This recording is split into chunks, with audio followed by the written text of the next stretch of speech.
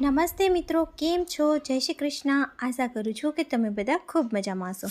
આજે હું તમારી માટે લઈને આવી છું જૂની બેડશીટને ઉપયોગમાં લેવાના 3 ખૂબ જ સરળ અને રોજ કામ આવે એવા આઈડિયા, જે તમને જોતાની સાથે જ ગમી જશે અને તમારી ફાટેલી કે ગમે તેવી ખરાબ બેડશીટ હશે તેનો પણ તમે સારી રીતે ઉપયોગ કરી શકશો. તો સૌથી પહેલો આઈડિયા તો એ જ છે કે આ જે આપણે યુઝ કરશું એના પછી જે નાના મોટા ટુકડાઓ વધે એને તમે આ રીતે ફોલ્ડ કરી લેવાની અને ચારે કિનારીને જેટલી સાઇઝ તમે રાખવા ઈચ્છો છો એટલી તમારે રાખી અને ચારે તરફ ફોલ્ડ કરી લેવાનું. તો એનો તમે કિચન ક્લોથની જેમ ઉપયોગ કરી શકો છો. કિચનમાં ઘણી બધી રીતે આપણે નાના નાના કપડાની જરૂરત પડતી હોય છે, તો આ કોટનનું કપડું છે તો બહુ તમને કામમાં આવશે. તો હવે જોઈએ આઈડિયા નંબર 2. તો એના માટે જે આ બેડશીટના સાઈડનો ભાગ હોય, જેને આપણે નીચેની તરફ ખોસતા હોઈએ છીએ ગાદલાની નીચે, એ સારો હોય, મજબૂત હોય છે, એનો કલર પણ ખરાબ નથી થતો. તો એને આપણે આ રીતે મેં કાપીને અલગ કર્યું છે અને સિલાઈ કરીને જોઈન્ટ કરી લઈશ. તો જો એક આ રીતનો આપણને મોટો ભાગ મળી જશે. હવે આ જ ભાગનો આપણે ઉપયોગ કરશું. તો મેં એક લીધી છે પ્લાસ્ટિકની બોરી. આ બોરીને તમે મોટી કે નાની લઈ શકો. જે માપ હું બતાવું છું એના માટે નાની પડે તો થોડો જોઈન્ટ પણ લગાવી શકો છો. તો આ રીતે જો મેં એક સ્ક્વેર પીસ લઈ લીધો છે, એના જ માપની પ્લાસ્ટિક બોરી કટ કરી લીધી છે અને એના જ માપે મેં બેડશીટનો એક ટુકડો લઈ લીધો છે. હવે આ ચારેને હું જોઈન્ટ કરી લઈશ અને ત્રણેયમાં સિલાઈ કરીને રેડી કરી લઈશ. હવે એ તમારે જે સ્ક્વેર પીસ છે એ તમારે કોઈ પણ થાળી કે તમારી કોઈ પરાત હોય એના માપથી આ રીતે અંદાજિત લેવાનો છે. તો જો મેં એક મોટી થાળી લઈ લીધી, એને આના ઉપર રાખી અને હું સર્કલ ડ્રો કરી લઈશ. હવે સાઈડથી સિલાઈ માટેની જગ્યા છોડીને હું આ રીતે કટ કરી લઈશ. તો તમે આ રીતે જે પણ થાળી કે રાખવાના હો એનો ઉપયોગ કરીને સ્ક્વેર પીસ થોડું વધારે કપડું લઈને લઈ લેવાનો છે. એના પછી જો કોઈ પણ એક જગ્યાએ આપણે માર્કિંગ કરી લેશું અને એ જગ્યાએથી તમારે પૂરા રાઉન્ડનું મેઝરમેન્ટ લેવાનું છે. તો એક જગ્યાએથી ચાલુ કરીને આ માર્કિંગ સુધી આપણે આવી ગયા. તો મારું 42 ઇંચ થયું, તો મેં 1 ઇંચ વધારે લઈ લીધું છે. હવે આ રીતે આપણે જે તૈયાર કરેલો ભાગ હતો તેનામાંથી મેં 43 ઇંચનું આ કપડું લઈ લીધું છે. એટલી આપણે લંબાઈ લેવાની છે અને એની પહોળાઈ હું તમને આગળ બતાવી દઈશ. હવે જો મેં પ્લાસ્ટિકની બોરીને રેડી કરી છે, એક બોરી ઓછી પડતી હતી એટલે મેં આની સાથે એક બીજો ટુકડો જોઈન્ટ કરી લીધો હતો. અસર માટે પણ મેં જૂની બેડશીટનો જ ઉપયોગ કર્યો છે અને એના ઉપર પ્લાસ્ટિક બોરી રાખી અને જે આપણે તૈયાર કર્યો હતો ભાગ, એને આ રીતે ઉપર રાખી અને ત્રણેયને મેં સિલાઈ કરીને જોઈન્ટ કરી લીધા છે. તો જો તમે જોઈ શકો છો, હવે આ જે ઉપરવાળું કપડું હતું એ થોડું મારું વધતું હતું, તો મેં એને કટ નથી કર્યું અને આની ટોટલ લંબાઈ મેં લીધી છે 23 ઇંચ. હવે એની જે તૈયાર લંબાઈ છે એ મારે 20 ઇંચ રાખવાની છે. તો આ રીતે જે ઉપરનું વધારાનું કપડું હતું એને આ રીતે મેં ડબલ ફોલ્ડ કરી લીધું છે અને પ્લાસ્ટિક બોરી અને જે અસ્તરની માટે બેડશીટ લીધી હતી એ મેં 20 ઇંચના જ લીધા હતા. તો જો આ રીતે આ પીસ મારો એક તૈયાર થઈ ગયો છે. હવે એની રાઈટ સાઈડ અંદરની તરફ રાખીને બંને કિનારાને આપણે આ રીતે સિલાઈ કરીને જોઈન્ટ કરી લઈશું. એના પછી અહીં આ સિલાઈને આપણે દબાવતા જશું અને એક સિલાઈ બીજી એના ઉપર કરી લઈશું, એટલે કે પ્રેસ સ્ટિચ કરી લઈશું. એના પછી જો આ રીતે આપણે જે સર્કલ કટ કર્યું હતું એને આપણે અહીં અટેચ કરવાનું છે. તો પહેલાં આપણો જે આ રેડી ભાગ છે એને આપણે સીધો કરી લઈશું અને એના પછી આ રીતે આ સર્કલને આપણે અહીં સેટ કરવાનું છે. પૂરા રાઉન્ડમાં સિલાઈ કરવાની છે.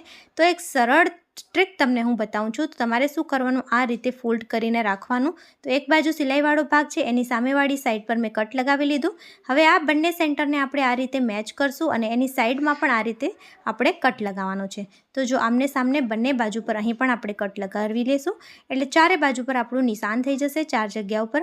હવે જે સર્કલ છે એને પણ આ રીતે વાળીને આમને સામને આપણે કટ લગાવશું અને બીજી બાજુ પર વાળી, એટલે કે બંને જે કટ લગાવે છે સેન્ટરને મેચ કરીને બાકીની બે બાજુ પર પણ આ રીતે આપણે કટ લગાવી લઈશું. એટલે અહીં પણ 4 જગ્યાએ માર્ક થઈ ગયું આપણું. હવે આ ચારે કટ લગાવ્યા છે, જે ચારે માર્કિંગ કરી છે આપણે, એને આ રીતે આપણે સેટ કરવાનું છે. બધાને એકબીજાની સાથે સેટ કરી અને પહેલાં તમે ઈચ્છો તો અહીં પિન લગાવી લો, એના પછી પૂરા રાઉન્ડમાં સિલાઈ કરી લો. તો જો બહુ જ સારી રીતે કોઈ પણ ગડબડ વગર મારું આ અહીં અટેચ થઈ ગયું છે. એક પણ વખત ખોલવાની જરૂરત ના પડી. હવે આ રીતની એક સ્ટ્રીપ લઈ લેવાની છે. 1.5 ઇંચ અથવા તો 2 ઇંચ ચોડાઈની એટલે કે પહોળાઈની તમે લઈ શકો છો અને એક જગ્યાએથી ફોલ્ડ કરીને લગાડવાનું આપણે શરૂ કરશું. આખામાં આવી રીતે લગાવી લેવાની છે. એના પછી એને ઉપરની તરફ ખેંચીને આ રીતે જેમ હું બતાવું છું એ રીતે ડબલ ફોલ્ડ કરીને આખામાં સિલાઈ કરવાની છે. તો જો બહુ સરસ ફિનિશિંગ સાથે આપણો નીચેનો ભાગ એટલે કે બોટમ તૈયાર થઈ ગયું છે. હવે ઉપરની સાઈડ પર આપણે 2 હેન્ડલ લગાવશું. આ રીતનું એક બોક્સ બનીને તૈયાર થશે. એનામાં આપણે બંને સાઈડ પર હેન્ડલ લગાવવાના છે. તો એના માટે હું એક કપડું લઈ લઈશ. 8.5 બાય 5 ઇંચનું આ એક કપડું છે. એને આ રીતે હું ફોલ્ડ કરી લઈશ અને એના ઉપર સિલાઈ કરી લઈશ. એવી જ રીતના એક બીજી સ્ટ્રીપ પણ મેં તૈયાર કરી લીધી છે. તો આ 2 સ્ટ્રીપને આપણે આ રીતે જો સેટ કરીને રાખશું, જે મેઇન બોક્સ આપણે રેડી કર્યું છે એ, અને એની બંને સાઈડ પર આ રીતે તમારે અહીં થોડુંક વાળી અને અટેચ કરી લેવાનું છે. તો બંને બાજુ પર મેં આ રીતે અટેચ કરી લીધું છે.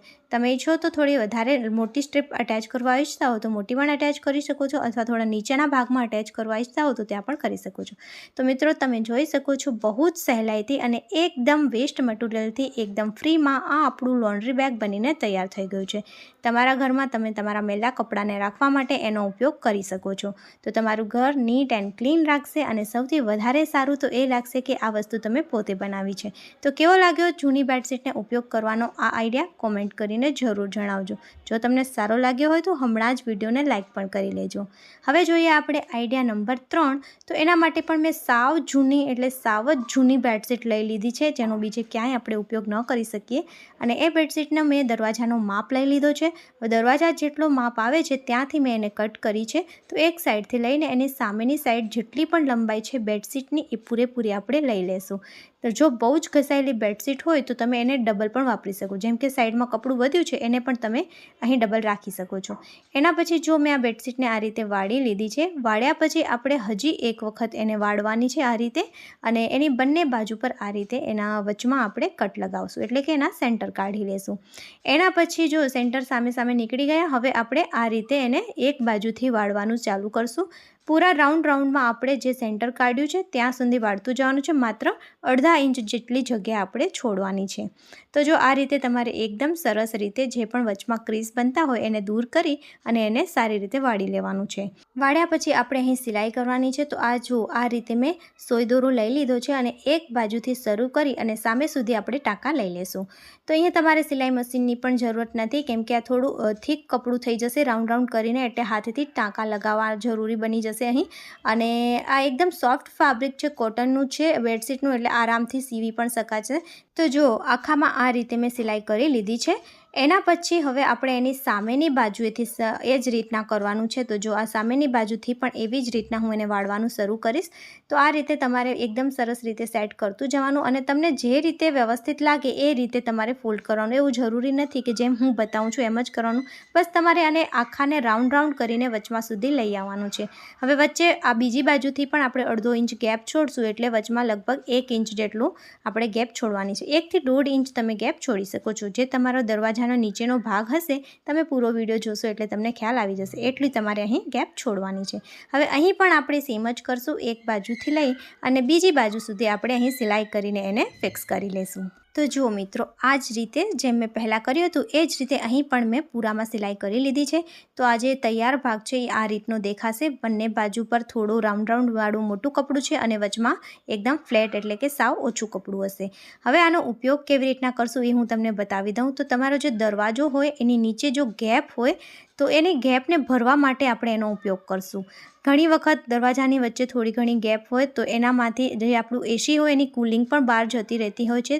તો તમે આ રીતે કરી અને વધારે તમારા રૂમને કૂલ રાખી શકો છો, તમારા લાઇટ બિલને બચાવી શકો છો. એના સિવાય જો તમારા મેઇન દરવાજામાંથી નાના ઉંદર અથવા તો ગરોળીઓ ઘરમાં આવી જતી હોય તો એના પ્રોબ્લેમને સોલ્વ કરવા માટે પણ તમે આઈડિયા કરી શકો છો. એના સિવાય નાના કીડા મકોડાઓને તો દૂર કરવા માટે આ હેલ્પફુલ છે જ, પણ ખાસ કરીને ચોમાસામાં આ તમને ખૂબ કામ લાગશે, કેમ કે નાના મોટા કોઈ પણ જીવજંતુ અંદર નહીં આવી શકે. તો કેવો લાગ્યો આ સામાન્ય પણ ખૂબ જ ઉપયોગી આઈડિયા? કોમેન્ટ કરીને જરૂર જણાવજો. આ હતો આપણો આજનો વિડીયો. બેડશીટના ઉપયોગ કરીને મેં તમને 3 આઈડિયા બતાવ્યા છે. આશા કરું છું કે આ વિડીયો તમને ઉપયોગી થશે. કયો આઈડિયા તમને સૌથી વધારે ગમ્યો કોમેન્ટ કરવાનું ભૂલતા નહીં. અને જો વિડીયો તમને સારો લાગ્યો હોય, ઉપયોગી લાગ્યો હોય તો વિડીયોને લાઇક જરૂર કરજો, વધારે ને વધારે શેર કરજો. આવા જ નવા ઉપયોગી વિડીયો સાથે આપણે ફરી મળશું દોસ્તો. ત્યાં સુધી હર હર મહાદેવ.